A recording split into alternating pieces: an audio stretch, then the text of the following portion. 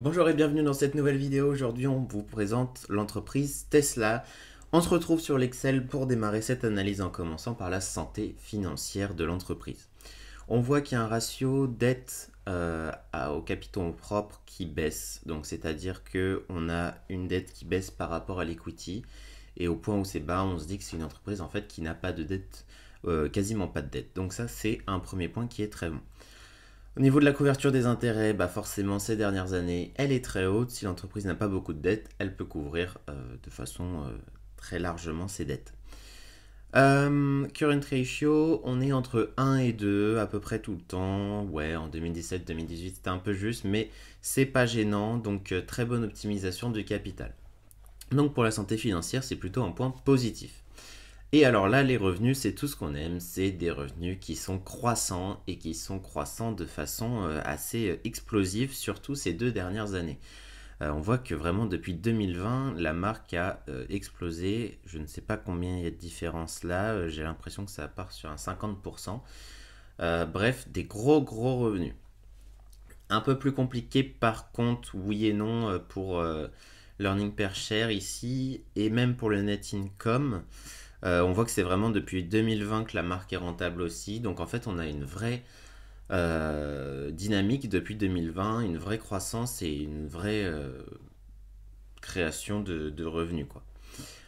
Au niveau des dépenses opérationnelles, il n'y a pas tout ici. Là, on voit juste le recherche et le développement. Si je vais ici, on voit qu'il y a d'autres dépenses à hauteur, un petit peu plus que le recherche et développement, mais si on tire des conclusions, on voit que on tire quand même plus de marge brute qu'on ne dépense en gross profit, en opérationnel. Donc ça, c'est un point qui est important pour générer du profit. Et là, on va le retrouver dans les marges directement. C'est qu'en fait, depuis 2015, on a des marges qui augmentent, en tout cas des marges opérationnelles et des marges euh, de profit qui augmentent depuis 2015. Donc ça, c'est un point très positif.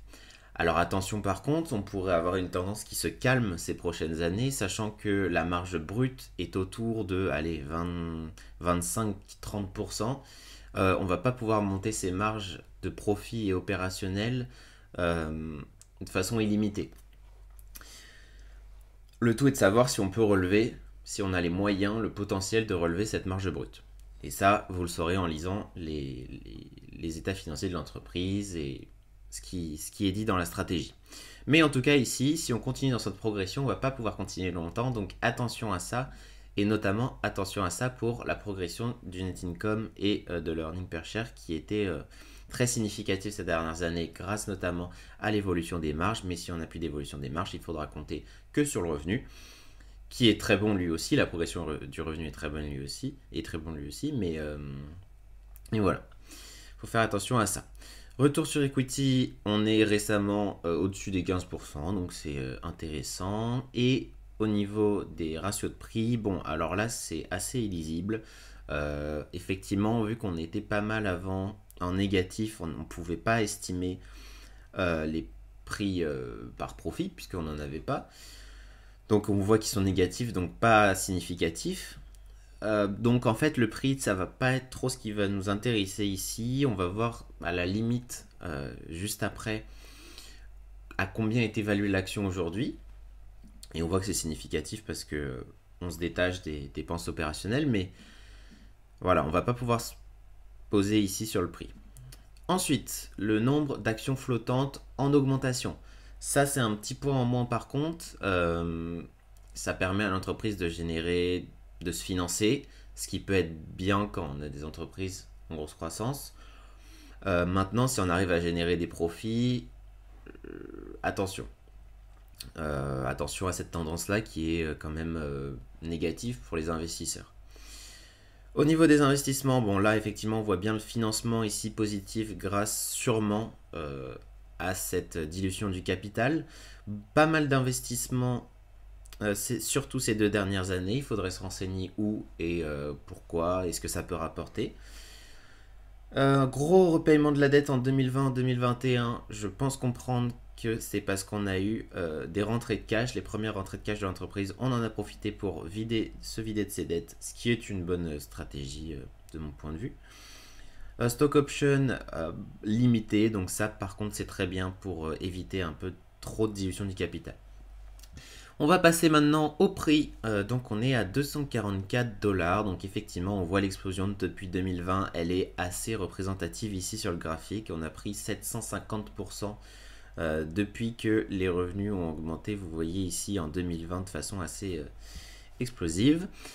Attention cependant, un PER à 69. Un PER à 69, c'est clairement des entreprises qu'on attend avec une croissance gigantesque.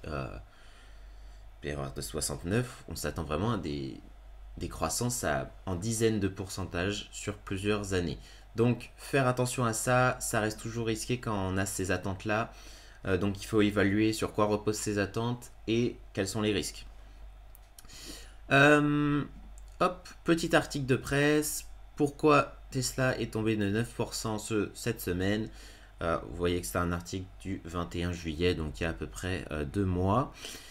Tesla a battu les prévisions pour le deuxième trimestre de 2023, donc ça c'est quelque chose d'assez positif, mais les marchés sont concernés par par les marges de Tesla en fait. Est-ce qu'ils vont déjà continuer à les monter et au moins les maintenir? Et ensuite la production du Cybertruck, on sait qu'en ce moment il y a quelques problèmes de supply chain, notamment à cause de la Chine. Donc il y a ça, et aussi effectivement on a une action qui est montée du plus bas de 115%. Forcément, avec ces mouvements-là, il y a des gens qui prennent des profits. Il y a les investisseurs qui se rassurent, qui allègent un petit peu. Donc c'est normal qu'il y ait des supports qui se créent. Donc voilà, rien d'alarmant d'après l'article. Cependant, attention tout de même au prix assez élevé qu'on paye quand on achète du Tesla. Il faut se renseigner sur les états financiers, ça ne change pas d'habitude.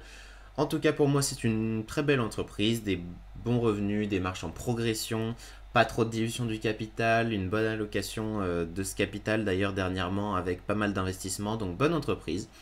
Vous pouvez retrouver toutes les analyses sur le Notion qui est juste là et qui est en description. On se retrouve à une prochaine. Salut!